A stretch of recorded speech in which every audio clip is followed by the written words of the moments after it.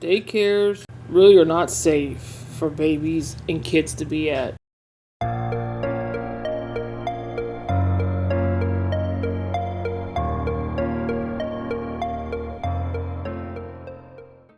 A 22-year-old nursery worker has been convicted of abusing 21 babies, including kicking one little boy in the face and stepping on his shoulder. Rosanna Lecca from Hounslow, West London, admitted to 7 counts of cruelty to a person under the age of 16 and was found guilty of another 14 by a jury of Kingston Crown Court. Her crimes were discovered in June of last year after she was sent home for pinching a number of children and appearing flustered at the Riverside Nursery in Twickenham, southwest London. The families involved had been traumatized. Lecca will be sentenced at Kingston Crown Court on 26th of September. Detectives from the Met Police went through CCTV from the nursery that showed her pinching and scratching children under their clothes and on their arms, legs, and stomach. She pinched several children dozens of times in the course of one day, causing them to cry and flinch away from her. On one occasion, she kicked a little boy in the face several times. She was also seen to push babies' heads first over cots and cover a toddler's mouth when he started to cry. Police said she had abused children at 2 nurseries between October 2023 and June 2024. One of the counts related to Little Munchkins in Hounslow, with the remainder linked to the Riverside Nursery in Twickenham, which has since closed. Photos showed Lecca carrying out multiple assaults on the children in her care, which included repeatedly pinching and grabbing children, dropping babies into their cots, and on one occasion, she delivered several kicks to a young boy to the face and stepped on his shoulder. This woman is pure evil. Lecca told police she smoked cannabis before her shifts and at one point was seen vaping a meter away from a young boy. These families left their children in Lecca's care, trusting her to protect their children as well as the other staff at the nurseries clearly did. The footage of her offenses against defenseless children was disturbing. I would like to praise the strength of the victims' families who have had to sit in court and watch footage of the abuse which Lecca inflicted on their children. Lecca worked at Riverside Nursery between January and June of 2024, with a number of parents reporting unusual injuries and bruising in March and May of that year. Senior Crown Prosecutor Burns said Lecca has shown exceptional cruelty to the babies. No parent should have to fear leaving their children in the care of professionals, but the sheer scale of her abuse is staggering. The Liberal Democrat Twickenham said it was incredibly important that families see justice done and the children get all the support they need to recover from this trauma. She claimed there's a need for urgent reforms to make nurseries and early years settings safe for children, and they should be safe for children. Nurseries must be subject to no-notice Ofsted inspections where safeguarding concerns can be raised and CCTV footage is reviewed. I'll be working with colleagues to make sure these tragedies never happen again. Every parent should know their child is safe when left at a nursery. A spokesperson for Riverside Nursery said situations like this are deeply upsetting and represent a profound breach of trust in a professional. We recognize how difficult this has been, in particular for the children and families directly involved. Creating places in which children are happy, safe, and able to thrive is our top priority, and we will do everything in our power to protect that. The firm said that since last summer, Ofsted had inspected all its nurseries and found their safeguarding arrangements to be effective. Not just in America, but in other countries too. You have kids getting harmed at daycares also. Other instances of abuse include this. You can see Roxana Lecca's vape light go off and on while she hits it. She's blowing smoke right there by the cribs, subjecting the infants to who knows what. Was it nicotine? Cannabis? Roxana, an allegation's been made, okay, that you've been seen on a number of occasions to assault children at Riverside Nursery. Right, yeah, I've heard about that. Yeah. Roxana, you are going to be under arrest today, okay? We need to take you to the police station, so that you can be interviewed about it. On the mattress, he seems to be crying. Sorry, am I boring you? No, sorry, no. No? No, I'm listening. Picture Mum took when she came home from nursery. None of these injuries were there the day before, so she got those at nursery. What about these big red marks and bruises to her back? Any idea about those? No comment. Did you cause those? No comment. When I go through and watch the footage, am I going to see you touching her back and grabbing her back? No comment. Anything you'd like to say? No comment. Roxana, how does that make you feel, seeing injury photos on a baby? Because for me, I find that really difficult to look at. Seeing clear marks on a little baby. How does that make you feel? No comment. Do you feel any sort of sadness about that? No comment. Would you just not care? No comment. You've not told us that you've kicked one of the kids in the face, have you? So what if there was a serious injury to that baby that could have caused it more harm down the line? 4 weeks later, we're here again. Have you got any empathy for any children or any of the ones you've assaulted? No comment. You've not told us about kicking that kid in the face when we showed you the CCTV last time, did you? No comment. No. There's no empathy at all, is there? No comment. No remorse. No comment. It's just completely outrageous that we have to go back to parents and say we've spoken to you and you've sat here going no comment. You've shown no emotion, no remorse, nothing to go back to them and say, look, we've seen what she's done. She's shown remorse. She's apologetic. She said whatever. You've just sat and gone no comments. So I'm going to go back to each parent and tell them, we spoke to you, just sat here emotionless, nothing at all. For these babies, these are children. You are effectively abusing children, physically abusing children, and you have got nothing but no comment to say. And I've just never seen anything like it. Psychiatrist, and he deals with a lot of people who have very disturbed minds and do a lot of disturbing things. So, Dr. Bober, Roxana Leka is somebody who was caught on camera abusing these children, in some instances pinching them, these little, babies, kicking them in some instances, really doing seriously harsh, cruel things to these children. And yet when she's confronted, she's very nonchalant. She's in the interrogation room and just is like, no comment, no comment. What is going on with this girl? This young woman, I should say. As a child and adolescent psychiatrist, I deal with a lot of first-time parents, and certainly being a first-time mom can be overwhelming, especially if your temperament is such that you have a low frustration tolerance. And so simple things like a child crying incessantly can cause people to have an extreme emotional reaction, and sometimes they go too far. But this is something entirely different. The system really failed here. We have victims who are essentially pre-verbal. We have probably no visible signs of injury. We have a staff that likely wasn't checking the CCTV footage.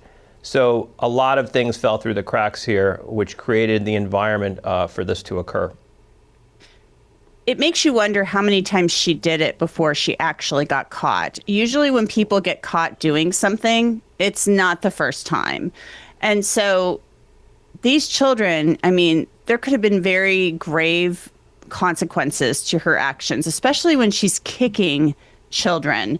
And I don't understand, if you can't handle a job working in a nursery, then you shouldn't be there. But she is continuing to work there. So was she getting maybe potentially some kind of sick pleasure out of this, like enjoying inflicting pain on these children? I know you haven't examined her, but it kind of makes me wonder. Well, yes, I was just going to say I agree with you, right? This is not someone who, by all accounts, couldn't make ends meet. She needed the job. She didn't have a choice. This is someone who I think, again, not examining her, took sadistic pleasure, got gratification from the act, and felt that she was in control. And very often people like this are out of control in their own lives, and this is the only place that they feel that they can dominate. And so I do think she received some gratification from it. Again, not being someone who knows about her mental health history or who's spoken to her or examined her in any way, from outward appearances, it would seem that way. It's really, really disturbing. And she's just so nonchalant. I don't think she was going to say, yeah, you got me. But this is somebody who's obviously not willing to take some accountability for what she's done, because she just doesn't seem to have a care in the world. when she's discussing this, when she's being confronted with these very serious allegations. When I see someone like this, I think about someone who has callous and unemotional traits, who lacks empathy, who has a low frustration tolerance, who's impulsive, but who went to great lengths to conceal their crime. Was seen on CCTV looking around, making sure that no one was watching, made sure that no one was there to stop her from doing what she was doing. So there was certainly a premeditation to it, an intentionality that was there. This wasn't something where, most of the kids were crying and she got overwhelmed and she acted out. This was cold, this was calculated, and it was methodical. Where does that come from? I mean, where does that develop? I mean, maybe she was mistreated as a youngster, or maybe not. I don't know where this is coming from. So sort of the pop culture spin on this is always, well, they must have been abused too, that's why they do this. But, often it comes down to many factors. Often it is genetic, or maybe they grew up in an invalidating environment, or maybe they were abused, maybe they had trauma. But for some reason, she saw these kids as objects and not as human beings that she was charged to protect and to take care of. She saw them as essentially objects in her environment that she didn't seem to have any attachment to. Wow. The parents at the sentencing, they were very upset, of course. I mean, this is a total abuse of trust. And hopefully these babies, they couldn't talk, but hopefully they don't have any lasting impacts from this. Anjanette, this is every parent's worst nightmare. When you talk to your friends, when I talk to some of my patients who have kids, and they're like, both my husband and I, we have to work, we have to put our kids in daycare. We don't want to, but we have no choice. This is the thing they're nervous about. This is the thing that keeps them up at night, is making sure that their kids are safe. So when you see something like this, it's like your worst nightmare coming true. Yeah, it absolutely is. And as a mom, I can tell you, you worry when you leave your kids with somebody. I mean, you really do. And if you're, of course, paying to have somebody watch your children, dropping them off at, what they call a nursery, a daycare, or whatever, you trust that they're going to be cared for, especially if you're paying a lot of money for it. And that didn't happen. And as you said, there were a lot of failures here. So, oh my God, I just can't even imagine. And this is not the first time we've seen a case like this. I mean, we've seen them in the United States. This is, of course, over in the UK, but we've seen stuff like this in the United States too, where there are people taking care of children and they are out of business and they're abusing the children. And it just goes to show you that this can happen, and it can happen easily, especially when there's implicit trust and you drop your kids off and you think, well, this person must be someone I can trust because my friends recommended them. But if someone wants to go undetected and they try to hide it, and you're dealing with a population that's pre-verbal and there are no signs of injury, and you have a staff that's lax about safeguards, it can happen. So it's horrifying. When you look at the videos of Roxana being confronted by the police with the evidence, what do you see, and what's your analysis of her? Like you said, there's a coldness there and a callousness. But what exactly are you seeing? Because she almost looks like, to me, that she's being inconvenienced. Yeah, there just doesn't seem to be really any emotional reactivity there, any sense of empathy, remorse, guilt. It's just not there at all. And again, we need to know what happened when this person was hired. Did they check references? Did they talk to prior employers? What kind of a screening was done? Now listen, even when you're careful, things still happen. People get through screenings all the time as child care workers, and they commit horrific acts. So there's only so much the system can do to try to prevent this, but this is clearly someone that was flying under the radar for a long time. her lawyer apparently said she was addicted to cannabis and she was vaping around this time. I don't know. I'm not buying it. I don't think vaping and being addicted to cannabis are mitigating factors here. I don't think they contribute to this. Your thoughts? I don't see it. They could weave a story and say, she had so much anxiety about going to work that she had to use before her job to deal with the stress. But she certainly doesn't act like someone who was stressed and overwhelmed, again, like a new first-time parent. She seemed just very cold, very detached, lacking empathy or any attachment to these kids. So I think that's going to fall pretty flat. Yeah, and it did. I mean, it's just like she's blaming cannabis for turning her into a different person. I don't know. I don't know what kind of cannabis she was smoking, but I'm not sure it makes people violent and aggressive.